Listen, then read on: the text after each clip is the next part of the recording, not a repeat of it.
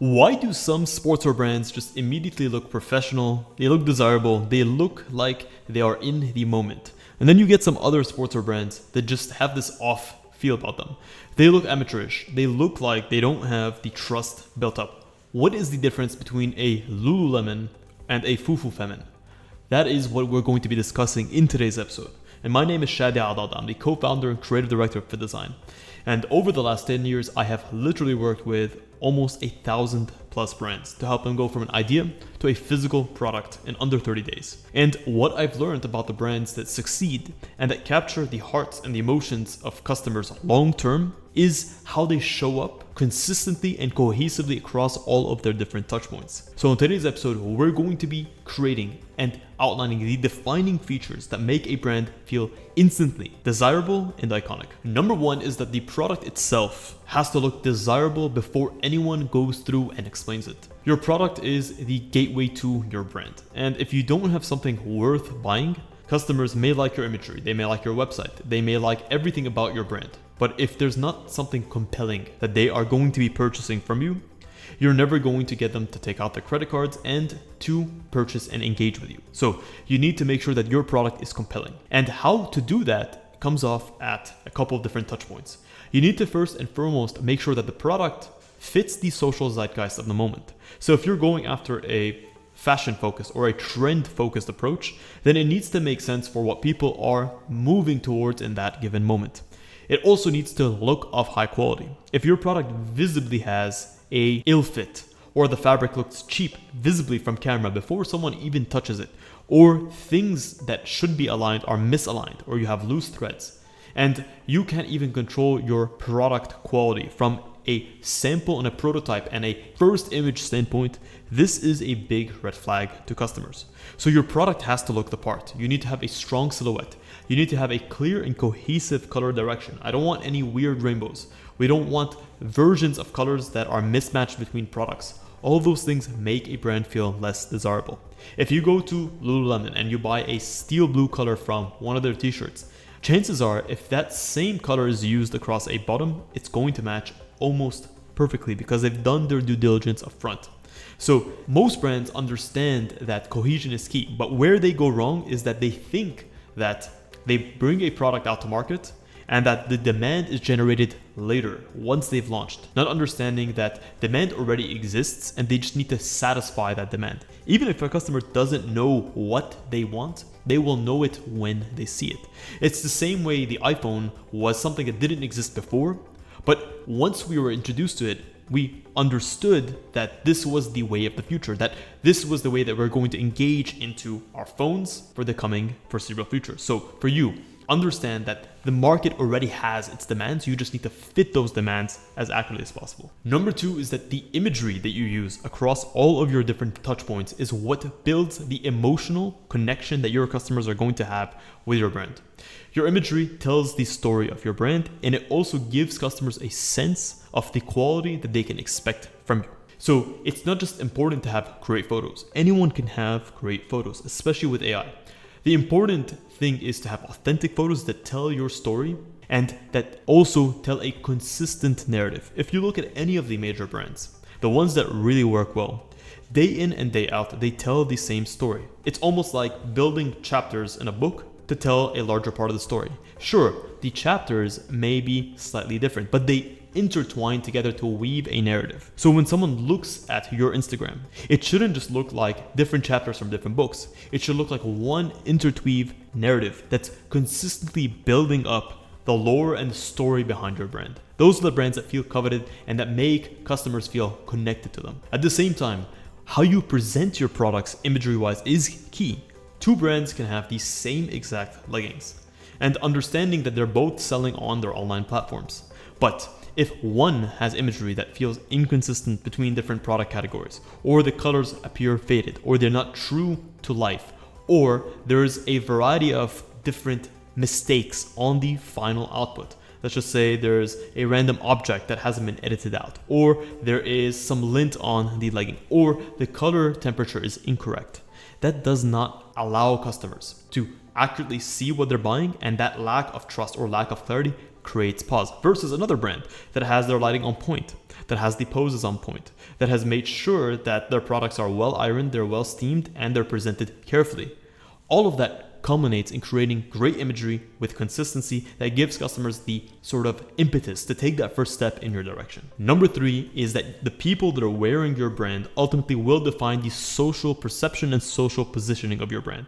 So making it so that your brand is coveted comes down to who's who and who's wearing your brand. If you just have one page with the same model in your items consistently across, what people think is, they don't think this guy is a major fan or this person is a major fan. They think either this brand couldn't be bothered to get people in their products, or people didn't trust this brand so they couldn't get imagery of their products in people's hands, or they're not going to think that this person is a super fan and that's why they're buying. They're just going to think that there's a lack of trust. When people see others that they relate to, that look similar to them in your products, they can instantly see how their body type or how their skin tone or how their personality type fits in your products, and they use that as a backdrop.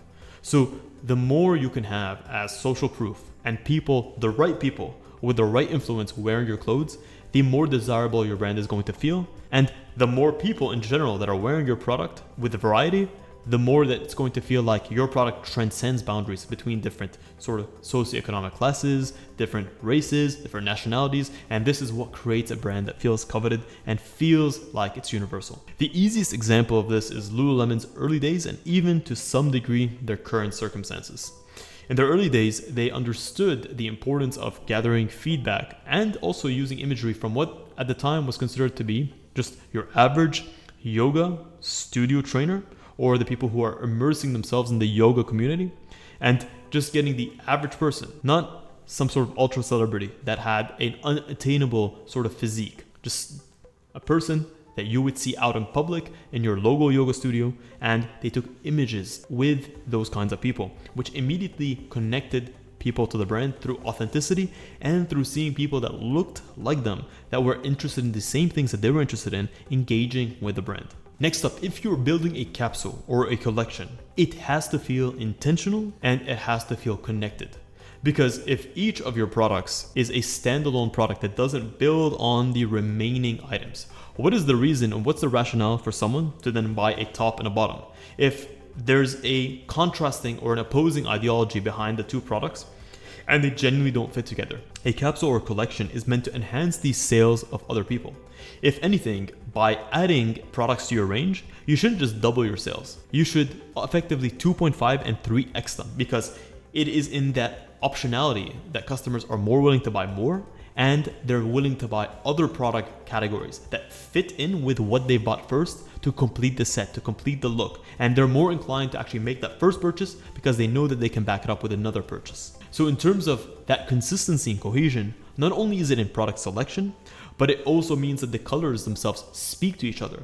Not just between individual sets, not just between one legging and one bra. It might be between a legging and a jacket and a pair of socks. All of those elements work together to create the consistency and the cohesion. Because if you just have isolated islands or isolated pockets of product, customers ultimately may not like the bra that's intended specifically for that legging, but they might like that jacket. But if that jacket isn't designed with a ecosystem in mind, then there is where you have that disconnect. Next up is that your website has to confirm the feeling of desirability, not necessarily interrupt it or create reason for pause. This is where a lot of brands ultimately lose demand. They build up the right product set. They have great imagery. They have great captions, great photos, a great Instagram, but ultimately where they're funneling their customers to doesn't ultimately match what they've built on the front end. And if in the most important section of your sales funnel, your website is not coming to bat for you, it's not creating that need, and it's not reinforcing their reason to move forward, this is where you lose a lot of sales. And some of the biggest culprits that I see are web pages that feel unintentional or clunky. You don't know what to focus on. Or sometimes web pages that feel underdeveloped or very empty, for example. Or product pages that use fonts, typographies that don't and are not easy to read and are not consistent or cohesive with the rest of your website and the rest of your brand. It's in all of these sections that you lose a customer's trust, which means that you lose the sale. So your website is the last frontier, but it's the most important part of your funnel. It's where you convert attention to action. So make sure that your website is creating that trust or also maintaining it to get customers over the edge to make that final purchase. So in general, a strong sportswear website that's geared towards desirability will always have strong product imagery. It'll have clean and simple navigation and presentation. It'll have believable reviews that are made by real people. It'll ultimately have a clear product page that makes it easy to navigate and that feels complete and gives customers just enough information to make a decision. And you have consistency across the entire website that builds and maintains trust with your end user. Last but not least is the importance of scarcity. This is what makes customers feel a sense of urgency to move towards your brand. And once you've built up that momentum, it finally gets customers to take that decision to go over the edge and to make a purchase. This is where demand ultimately activates into actual sales. So a brand that feels more wanted is a brand that feels like it has demand, but also limited availability through time and through product. If people feel like your drop is going to be around in the next 6 months, 12 months, there's a possibility of staleness. And the last thing that anyone wants is to be the guinea pig that tried a brand when no one else didn't. What people want is they want to feel like they're getting something that is limited in a window, that might not be available as well in the future, and that other people ultimately want. So how do you build that comes down to how you build your product catalog, how you communicate it through social media and other platforms, and ultimately how you present it on your website. So this can ultimately come from having a very strong launch moment with clear communication on the quantities and on when and if this product is going to be restocked. Making sure you have limited quantities that are communicated is key. Make it visible in terms of how much sell-through you're currently going through.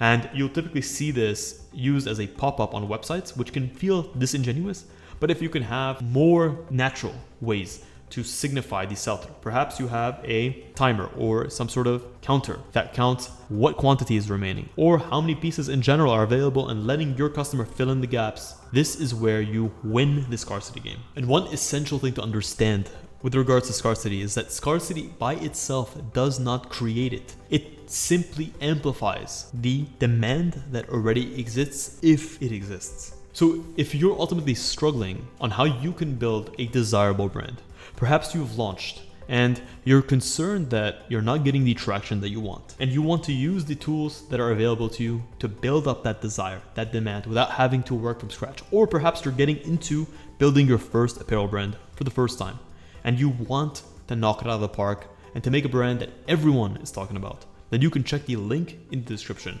to apply to work with us one-on-one.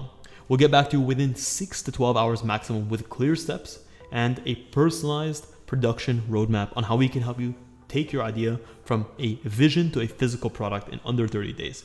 And guys, if you enjoyed this episode, please consider smashing a massive thumbs up. It helps us out and keeps us motivated to keep pumping out this content for you. And I say this from the very bottom of my heart. Thank you so much for tuning in to this episode of FittDesign TV. Until next week's episode, stay awesome.